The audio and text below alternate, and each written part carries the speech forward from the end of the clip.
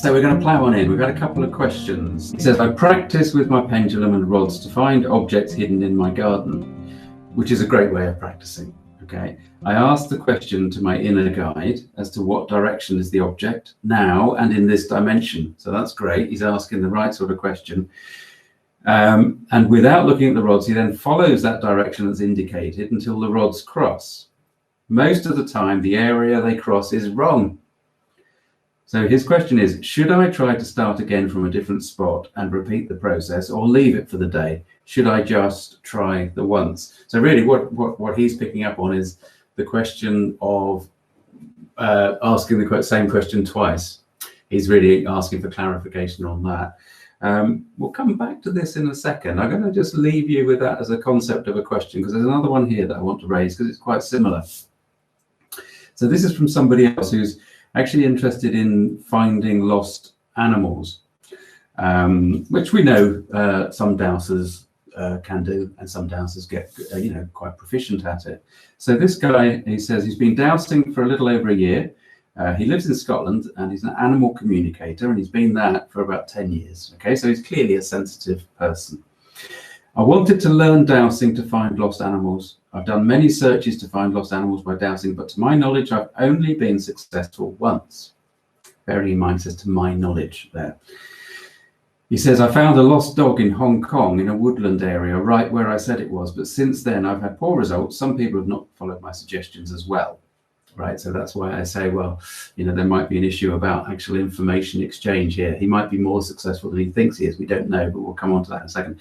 He says he keeps trying, but when you feel that it's not going to work for me, then it probably won't. Dowsing is one of those things where, it's very common to get beginner's luck.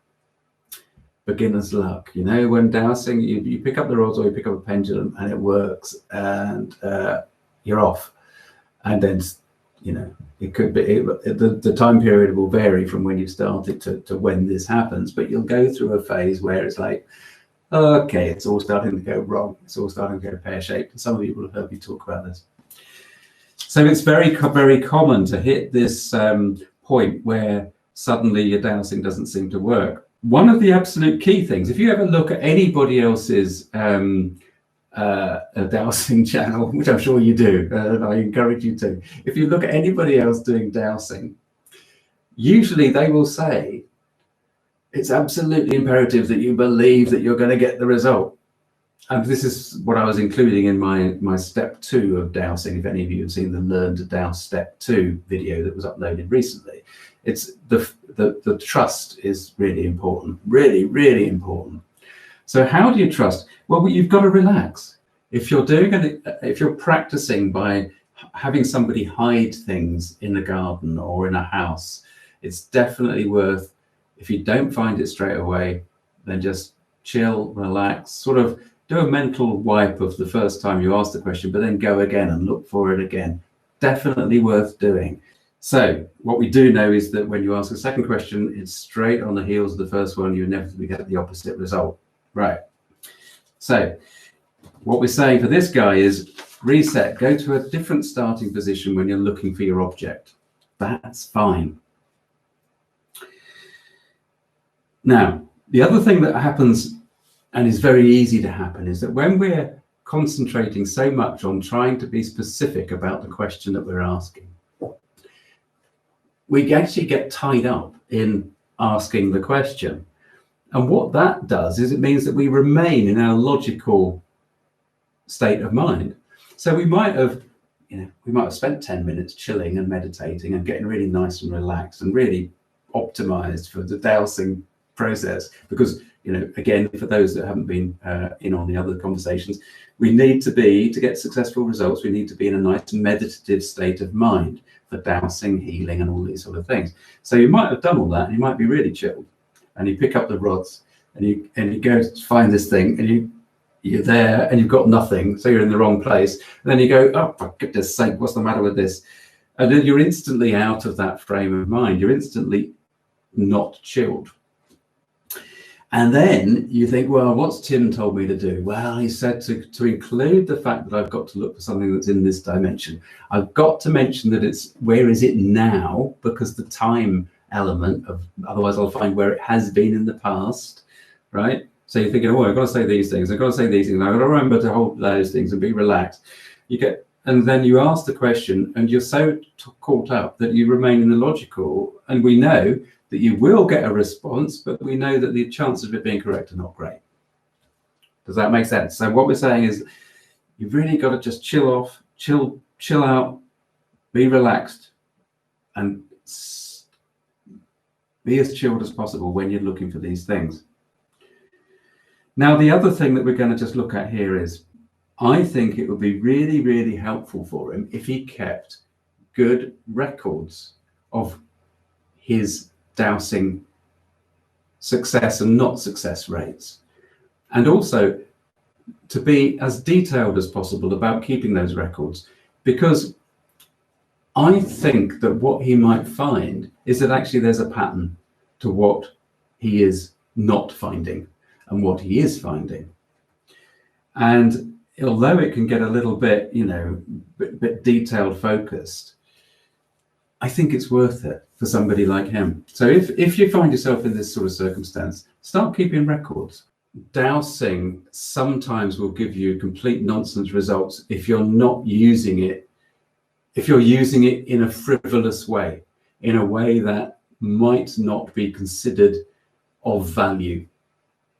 Okay, now, so then you ask, well, who is putting the moral judgment? Who's saying that it is of value? Well, that's both your own subconscious and the management with their bigger picture of where you might go in the future. You're never going to get 100% accurate 100% all the time. I couldn't say, from this point in my life to the end of my life here as this human being, that all my dowsing results are going to be correct.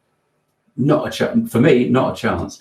But then I know that, on some of the comments in the past, on some of the videos that have been posted in the past, there have been people saying, yeah, well, I knew so and so, my uncle could get 100% success rate with the water drilling, blah, blah, blah. And that's brilliant, because if you've got a water dowser that gets out there and gets 100% results every time, you want to employ him to go and dig your wells. Again, it was mentioned in the one of the, I think the last video I uploaded during the week, that there is in many schools of teaching a process where they recommend that whenever you pick up the rods or the pendulum, you ask the question, may I dowse, should I dowse, can I dowse? We might have touched on this last week as well. And I think this would be a circumstance where that would be appropriate to ask those questions for this guy. So, because there might be the fact that sometimes does happen, the management are like, yeah, okay, you can dowse, that's fantastic. Now we want you to do this. We want you to be over here doing this sort of dowsing. Whereas actually, this guy is focusing so much on trying to get his hit rate up and doing well, because we don't know what his hit rate is. We don't know whether he's on 60% or what. We don't know. Or is he on 20%? Well, okay.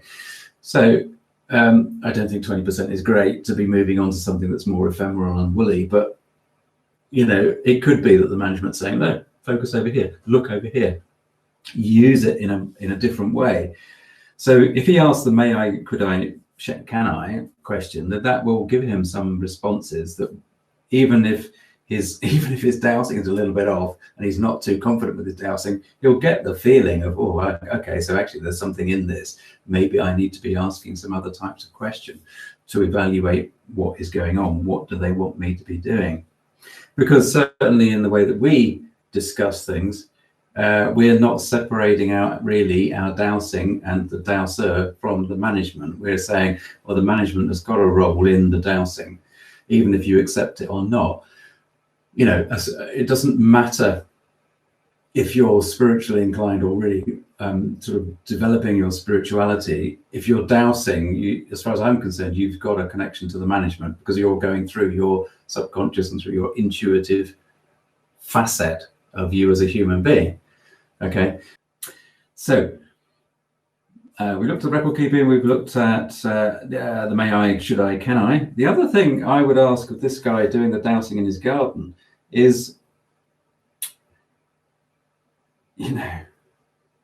what is he looking for? Because one of the things that I would recommend if you get into a rut and you're dowsing the same sort of thing and you're actually getting in low and maybe decreasing success rate, is change the sort of dowsing you're doing completely, and partly because of this thing that we talked about before about the management trying to say, well, you look over here. But if you're intent on looking for lost objects because that's what you want to do, then I would change what it is that I'm looking for. I would look for very specific things and try and work on it that way. So what I would suggest for these guys is another way of evaluating why their dowsing isn't as good as they perhaps hoped and trying to build their confidence is to be very specific. So they could look for water, like we saw in that Munich barn experiment. Water is, for human beings, still one of the basic necessities, and so it's like really hardwired, I believe, into our psyche to find. So therefore, novice dowsers find underground water flows relatively easily, not to the extent of being a dowser to go out competently and douse like Wilkins did, but you quite often find they find springs and water flows if you're out in a location with dowsers that have just learned to douse. They'll find them quite easily. So what these people could specialize in is looking for different types of minerals. You could get a geological map of an area, for example, and just look for one particular type of rock, as long as you've got it very clearly in your head. What is it you're looking for? But again, that's something that you can verify. Household objects, just take the word lost out of the thinking about them, and take hidden out as well. Just as you're dowsing for things, this really could be the key for this first fella in his garden. If you think that you are accessing the quantum field, as we've discussed, the 0-point field that links everything. So every physical object will be in that connected field and will link right back in here into the pineal gland or whatever, and wherever our energy system permeates to, right? We're linked to it. So it exists, it's there. Yeah, but another part of this, this need to know, this value of dowsing, is it actually providing the answer? Is it the just worth? Is there a need to know? That can sometimes, if you go to some trainers, they'll really push that home. So I did talk to a guy years ago about the fact that he was having playing cards hidden under his living room rug, and he would douse and try and find where they were. He started off really, really well, really high success rate, plummeted. And I think in his circumstance, it really was a question of, you don't need to do parlor games anymore. You've got it, get on with it, use it for something else. So just be aware of that. Dowsing is not necessarily about the movement of the rods. That's what we use to amplify and to signify a response. But dowsing is far more about what is the information we're getting and we're receiving within here. Images, feelings, that stuff.